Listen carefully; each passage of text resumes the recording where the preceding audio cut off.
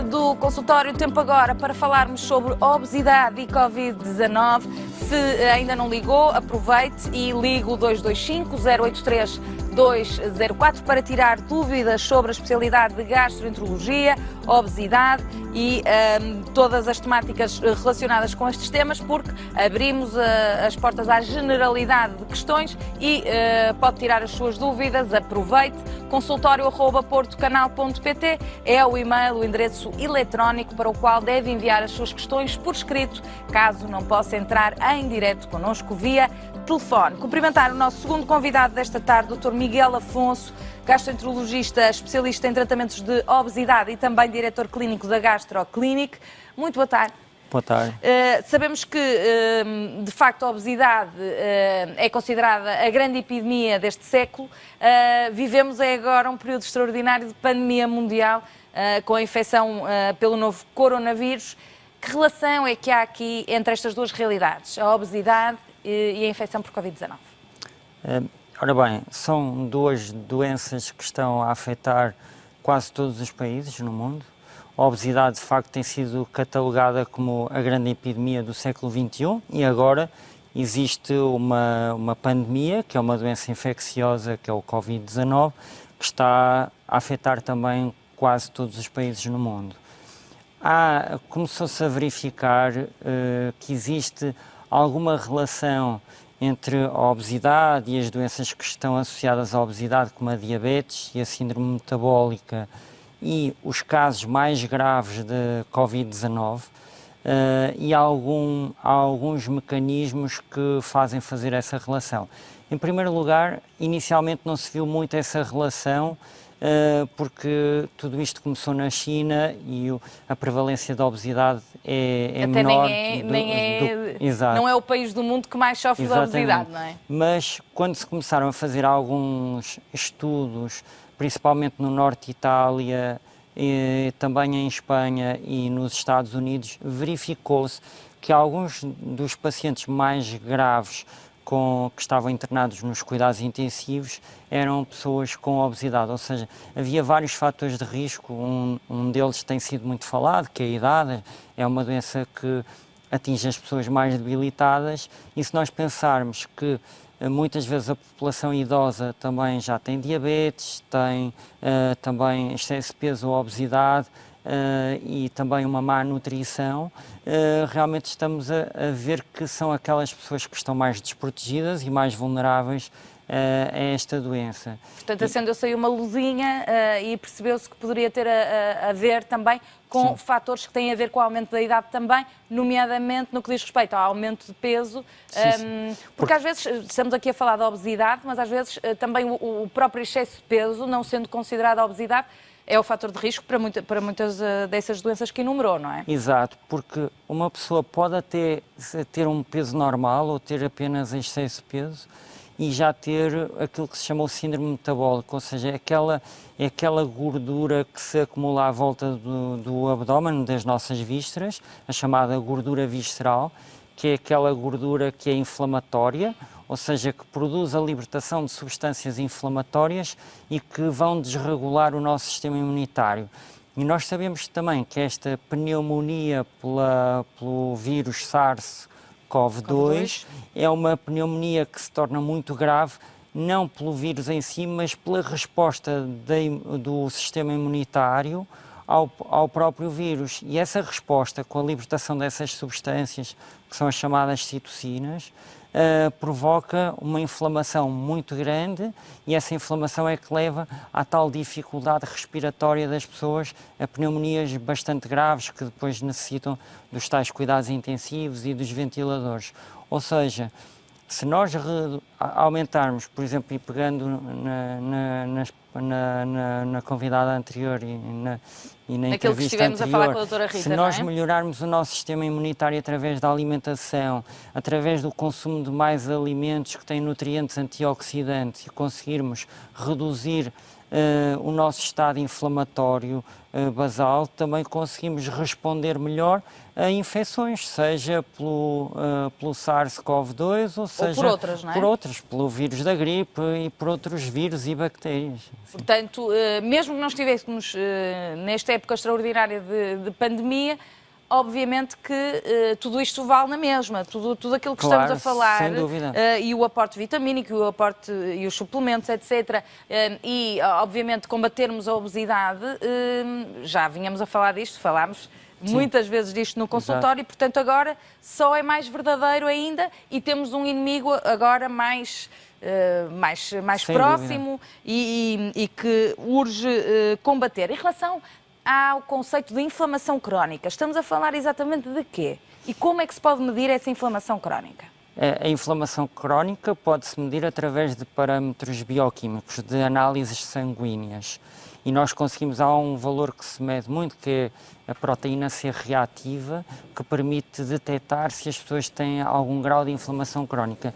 E é relativamente frequente nós vermos pacientes com excesso de peso e obesidade que têm uma proteína C reativa elevada nas análises que nós fazemos. Fazemos sempre um check-up geral, quando o paciente vem a uma primeira consulta para perda de peso, e verificamos muito isso. Por outro lado, também verificamos que há uma grande prevalência da deficiência ou insuficiência da vitamina D, que também já se falou, é uma vitamina muito importante para a função do sistema imunitário.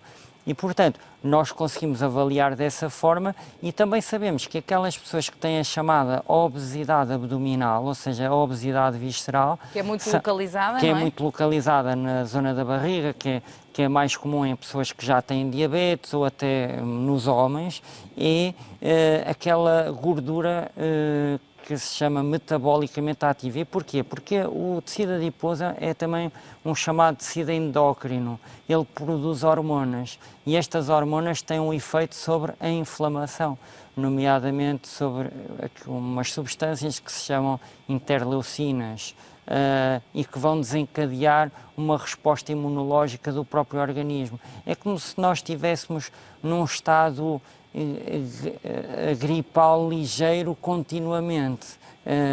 E isso, a certo ponto, assim, numa linguagem mais corrente, vai cansar e desregular o nosso sistema imunitário. Portanto, em vez de deixá-lo estar sossegadinho e resistente para lutar contra um possível inimigo, vamos dizer assim, na altura certa, estamos constantemente a sobrecarregá-lo e, portanto, obviamente, estamos-lhe a tirar força para quando ele é mesmo necessário. Ou ele vai reagir de uma forma exacerbada, ou seja, exagerada, porque isto é um pouco paradoxal, é um pouco estranho.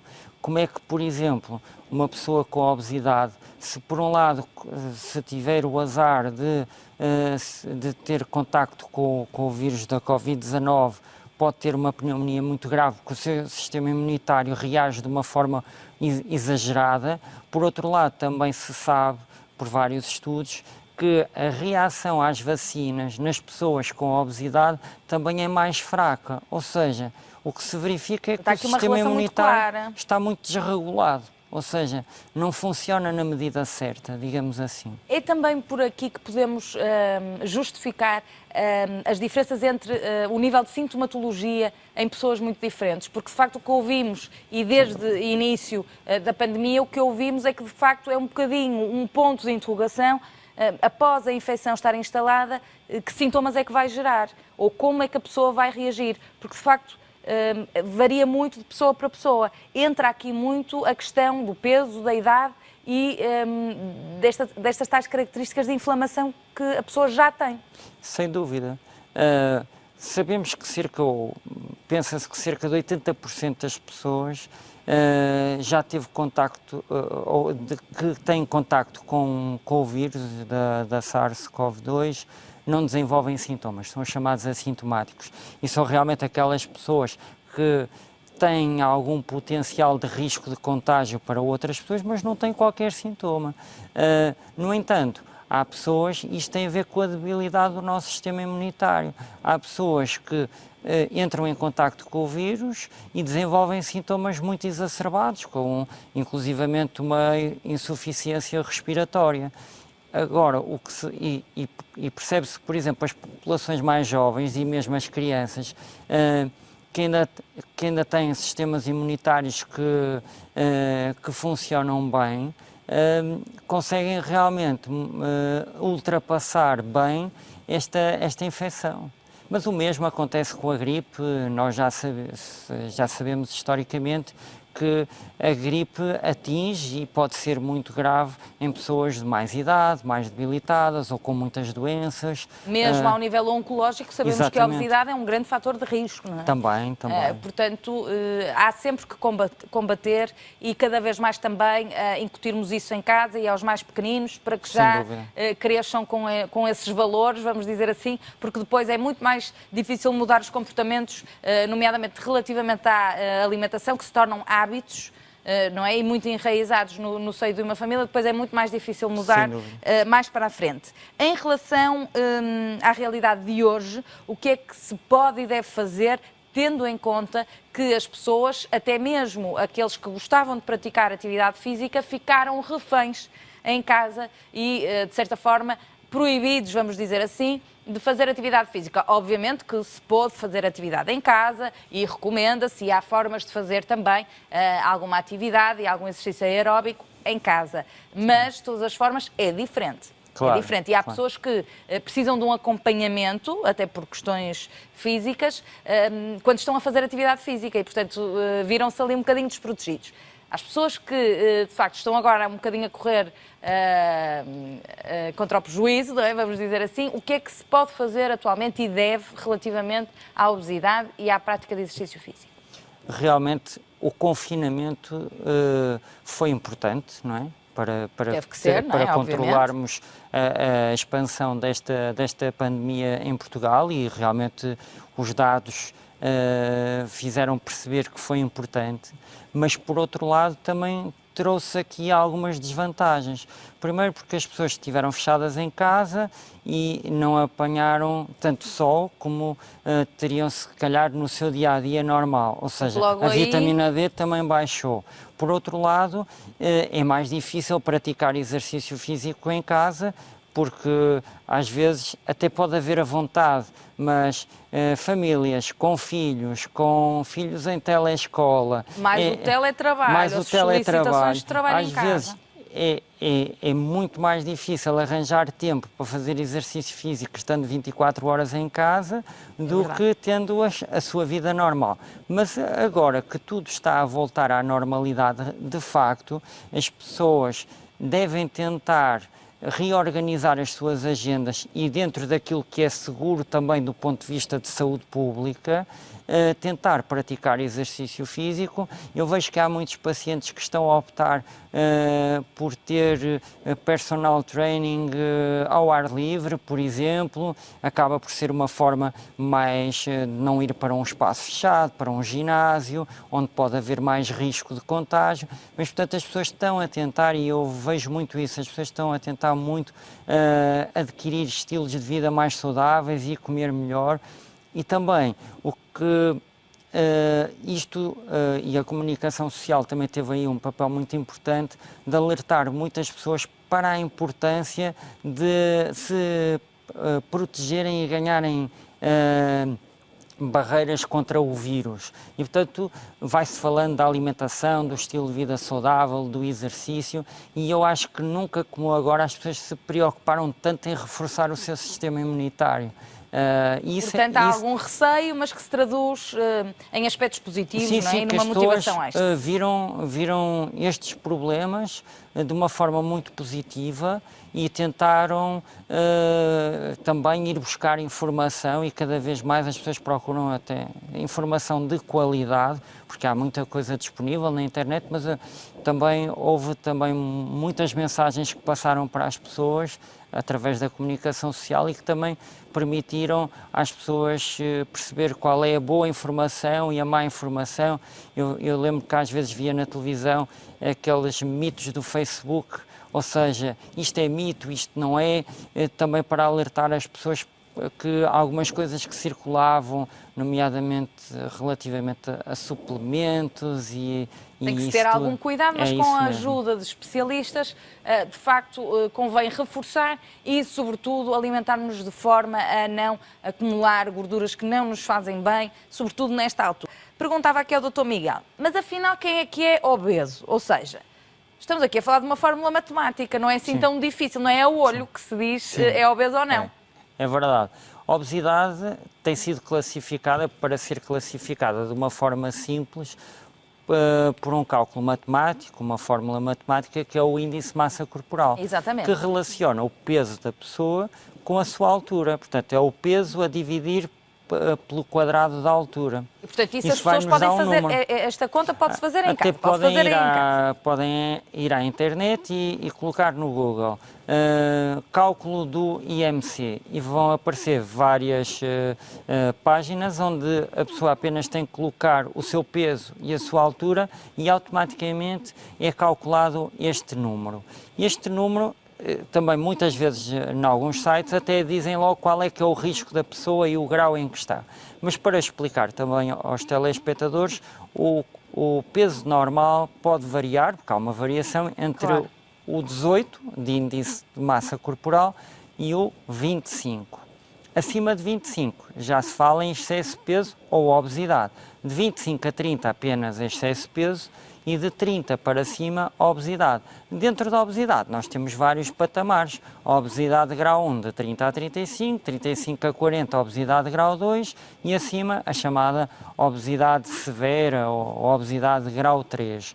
Mas também é importante as pessoas perceberem, claro que esta é uma forma simples do médico ou profissional de saúde ou as pessoas perceberem se têm obesidade ou não, mas mesmo às vezes, e que falamos da chamada obesidade visceral, nós vemos pessoas que são as chamadas falsas magras, ou seja, são pessoas que têm até só se calhar um pequeno excesso de peso, mas já têm uma resistência à insulina, ou seja, os níveis do açúcar altos, já têm uma propensão para uma pré-diabetes ou até já diabetes, e que isso tem a ver com a acumulação da tal gordura visceral. E, portanto, as pessoas, isto quer, o que o Dr. Miguel quis dizer é que muitas vezes a imagem que vemos no espelho pode não corresponder exatamente à nossa saúde interna. E mesmo o peso da balança pode não corresponder à saúde. Por isso então, mas como é que se diagnostica então estes casos? É mais difícil ainda. É por uma técnica que se chama bioimpedância, que é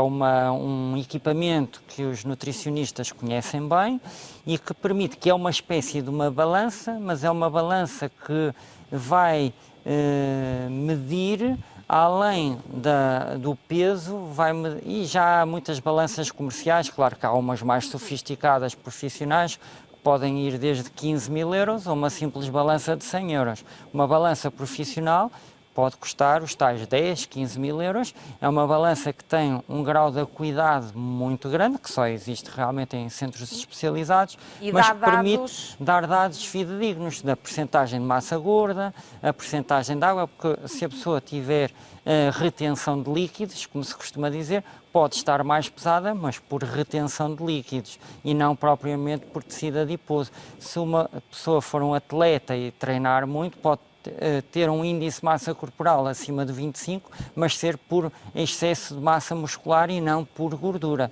Portanto, a bioimpedância é aquilo que vai permitir determinar dentro do peso a que é que corresponde cada parte. A massa gorda, a massa magra, permite avaliar também a gordura visceral, a percentagem de água, portanto, permite avaliar vários parâmetros. A partir de uma certa idade, recomenda pelo menos uma ida, como que um check-up, vamos dizer assim, a pessoa aí já vê, com a ajuda do especialista, se precisa de ser mais seguido, mais regularmente, claro, ou não é? Primeiro, se a pessoa determinar que tem um índice de massa corporal acima do normal, deve logo, procurar não é? ajuda especializada. Às vezes, até nos próprios ginásios, quando as pessoas se inscrevem num ginásio, fazem uma avaliação inicial e muitas vezes até é feita uma bioimpedância, onde a pessoa também fica com um relatório da bioimpedância, ou seja, da percentagem de massa gorda, da massa magra, de tudo isso. Muito bem. Chegou-nos, através do correio eletrónico, uma dúvida por escrito do Joaquim Silva, da cidade do Porto, que diz: tenho, por vezes, muitas dores de estômago. Tenho uma alimentação que considero saudável, mas bebo muitos refrigerantes e água das pedras. Poderá ser este o motivo? Sim. Ora, muito saudável, com muitos refrigerantes, claro, já há aqui qualquer coisa. Os refrigerantes realmente não são adequados, porque muitas vezes ou têm açúcar ou têm conservantes e adoçantes que podem ser nocivos, não é? Por outro lado, também o próprio gás, não é, da água das pedras ou dos refrigerantes também pode provocar distensão do estômago e dor.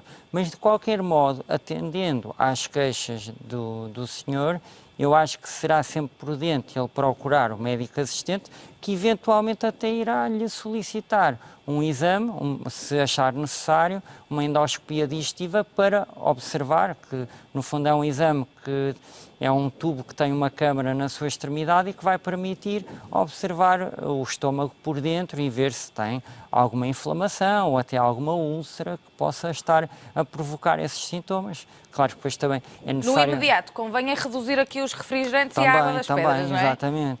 E, no fundo, é muito importante, por exemplo, ter uma anamnese do paciente, ou seja, uma história clínica, claro. Saber se fuma, saber outros dados, se tem alguma história familiar que seja importante aqui a nível do estômago, para poder indicar, se for necessário, um exame para observar diretamente o estômago. Muito bem, portanto há que ter algum cuidado e alguma atenção.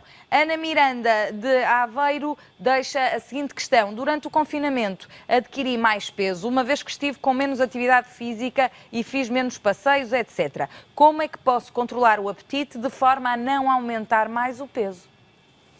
Ou seja, o que será importante para controlar o apetite, em primeiro lugar, é ter uma boa alimentação, uma alimentação equilibrada, porque se a pessoa tem muita fome, significa que pode não estar a ter uma alimentação equilibrada. E então é importante que procure um profissional da área para que possa ser avaliada e perceber qual é a alimentação que a senhora faz, fazer um check-up geral para perceber se existe algum desequilíbrio hormonal. É preciso fazer uma avaliação completa e perceber, porque podem ser múltiplas as causas para que a pessoa esteja com um apetite descontrolado. É até, natural que, de facto, o confinamento tenha deixado as pessoas um bocadinho mais ansiosas, o que às vezes aumenta o apetite, menos ativas, o que também acaba por ter ali um efeito logo muito imediato no aumento de peso, mas também, se calhar, só saímos do confinamento há pouco tempo, também é uma questão de, com calma, porque se calhar as pessoas ficam muito ansiosas em querer logo perder o peso todo, também não é muito bom, não é? Sem dúvida. A ansiedade é um dos piores inimigos para quem quer perder peso, aquela ansiedade de obter resultados imediatos. Leva tempo a obter resultados e, acima de tudo, isto é quase como correr uma maratona.